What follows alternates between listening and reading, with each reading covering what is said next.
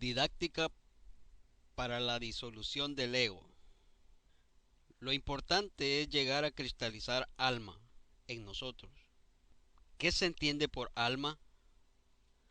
Por alma se entiende ese conjunto de fuerzas, atributos, poderes, virtudes, cualidades, etc., que subyacen en el ser.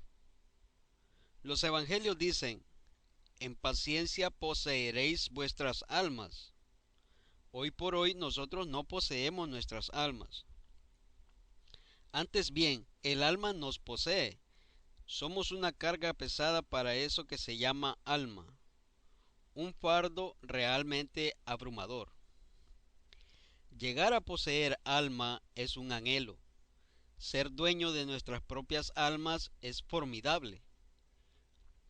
Aún más, el mismísimo cuerpo físico debe llegar a transformarse en alma. Quien posee su alma dispone de poderes extraordinarios. Aquellos que han llegado a cristalizar alma se han convertido por tal motivo en criaturas absolutamente diferentes.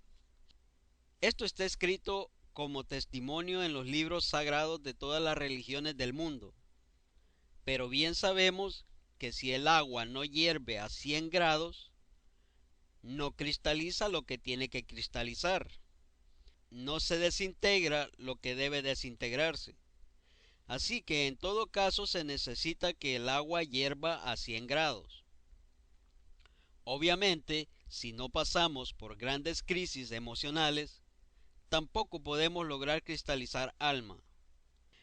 Para la disolución radical de cualquier agregado psíquico inhumano se necesita pasar inevitablemente por muy graves crisis emocionales. He conocido gentes extraordinarias muy capaces de pasar a tales crisis. Me viene a la memoria un caso de cierta hermana gnóstica, quien pasara por tribulaciones espantosas, por horribles crisis morales al recordar graves errores de sus vidas anteriores. Gentes así, con esa tremenda capacidad de remordimiento, personas así, tan capaces de pasar por tan gravísimas crisis emocionales, obviamente pueden cristalizar alma. Lo que nos interesa a nosotros es precisamente eso, la cristalización de todos los principios anímicos de nosotros mismos, aquí y ahora. En el Oriente hay instructores que, desafortunadamente, no han eliminado todo ese conjunto de elementos indeseables que se lleva en la psiquis. No está de más decirles a ustedes, para su información, que los citados elementos en el Tíbet se les denomina agregados psíquicos. En realidad, tales agregados son los mismísimos yoes que personifican a nuestros errores. Cuando un instructor de estos, que todavía no ha eliminado los agregados psíquicos, tiene a su cargo un grupo de lanuds o discípulos, incuestionablemente estos tienen que tener una gran paciencia, aguantarle todo el día al citado instructor sus patanerías, groserías, etc. Bien saben los lanuds, los discípulos o chelas que tales agregados psíquicos van pasando en procesión continua por la personalidad del instructor. Habrá el fin un instante en que la procesión terminará, y entonces podrá expresarse el maestro para dar la enseñanza. Esa es la causa causaron por la cual los discípulos de cualquier instructor de esos que todavía no han eliminado el ego tienen paciencia elevada hasta el máximo. Esta clase de chelas tienen que aguantar, aguantar y aguantar, porque en cualquier instante el maestro al fin toma posesión de su vehículo y les da las enseñanzas. Enseñanzas recibidas, ¿a qué precio? No es nada delicioso estarle aguantando insultos todo el día al instructor, ser víctima de todas sus patanerías, pero al fin llega el maestro y eso es lo que importa. Estos son bodhisattvas comunes que no han disuelto el ego, pero como quiera que son bodhisattvas, hay que aguantarles hasta que venga el maestro y dé la enseñanza. Así piensan todos esos lanuds o chelas tibetanos. Prosiguiendo con estas disquisiciones filosóficas, diremos que cada agregado psíquico es como una persona dentro de nosotros.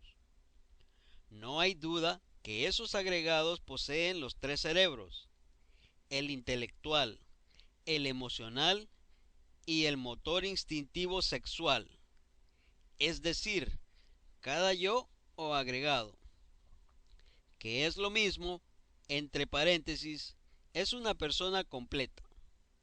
Cada yo, cada agregado, tiene su criterio propio individual, tiene sus ideas, sus conceptos, sus deseos, realiza determinados actos, etc. Entre otras cosas, cada agregado llega a gozar de cierta autonomía. Miradas las cosas desde este ángulo, estudiadas a fondo, llegaremos a la conclusión lógica e inevitable que dentro de nuestra persona habitan muchas personas. Lo más grave es que todas estas riñen entre sí, se pelean entre sí por la supremacía. Cada cual quiere ser amo, el Señor. ¿A qué le parecería nuestra casa interior? Yo diría una horripilante mansión en donde hubieran muchos criados y cada cual se sintiera el Señor. Es claro, mirada tal casa a la luz de los razonamientos, resulta espantosa e insólita. Lo curioso del caso son precisamente los conceptos que se forjan cada uno de los señores de la casa. El uno dice: voy a comer, tengo hambre.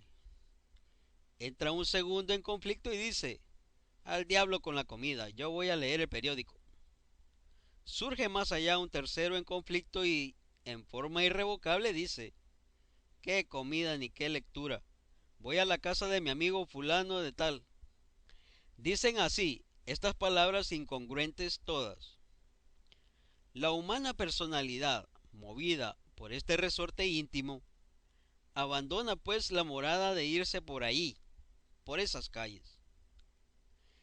Si nos pudiéramos ver de cuerpo entero, tal como somos, ante un espejo, puedo asegurarles que quedaríamos perfectamente locos. Estamos todos llenos de horripilantes contradicciones. Esto es nefasto para todos. No tenemos verdaderamente existencia real. Al nacer, todos somos hermosos, porque disponemos un 3% de conciencia libre. El 97% restante está enfrascado en la multiplicidad del ego. Eso que hay de elemento libre impregna al huevo fecundado y surge a la existencia reincorporado nuevamente. Así que el niño recién nacido posee eso precisamente, un 3% de conciencia libre, no embutido en ningún ego. El porcentaje de esencia manifiesto en el niño es autoconsciente. ¿Cómo vería un recién nacido a los adultos? ¿A sus padres, hermanos, parientes? En la misma forma como ustedes verían a un drogadicto. Pues vean ustedes, como los adultos se sienten hasta con autoridad para educar al niño, creen ellos que pueden educarle.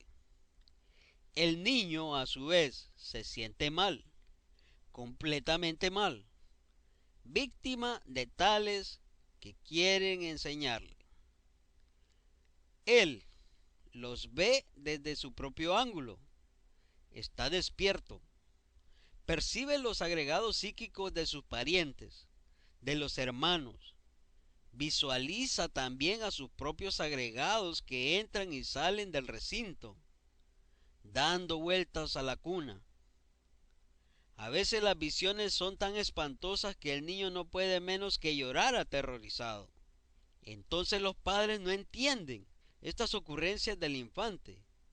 A veces acuden al médico y en lo peor de los casos se van en busca de algún espiritista o un medium de mal agüero a ver si logra arreglar el caso. Ese es el estado insólito en que vive la humanidad dormida. En todo caso, el pobre infante es víctima de todas las locuras de los mayores. Él, con paciencia, no les toca más que soportar el látigo de los verdugos. Es la cruda realidad de los hechos. Posteriormente, cuando ya la humana personalidad está formada en verdad, comienzan a entrar en el cuerpo del infante todos esos agregados psíquicos inhumanos que le pertenecen. Entonces se notan cambios en la criatura. Se vuelve berrinchuda, molestosa, celosa, iracunda, etcétera, etcétera, etcétera. Y otras tantas cosas más. Es lamentable esto, ¿verdad? Pero al fin, el que era niño se volvió adulto. Las cosas cambiaron. Ya no es niño juguetón y autoconsciente de sus tiempos. Ahora es el bribón de la cantina, el negociante, el lujurioso, el hombre celoso, etcétera. En fin, se ha convertido en eso que el niño miraba con horror. Es claro que la criatura se horrorizaba al ver al adulto. Ahora el niño se ha vuelto adulto. Y lo peor del caso, se le ha dormido la conciencia. Ya no es capaz de mirarse con horror a sí mismo. En realidad de verdad, hermanos, cada uno de los agregados psíquicos que surge en nosotros tiene determinados compromisos. Podríamos decir sin exageración alguna que el ladrón, por ejemplo, lleva dentro de sí mismo una cueva de ladrones, cada uno de ellos con múltiples compromisos en distintos días, horas y lugares. En el fornicario irredento carga en su interior, para colmo de los colmos, una casa de citas. El homicida obviamente lleva en su psiquis un club de asesinos. Bueno, cada uno de estos en el fondo lleva sus compromisos.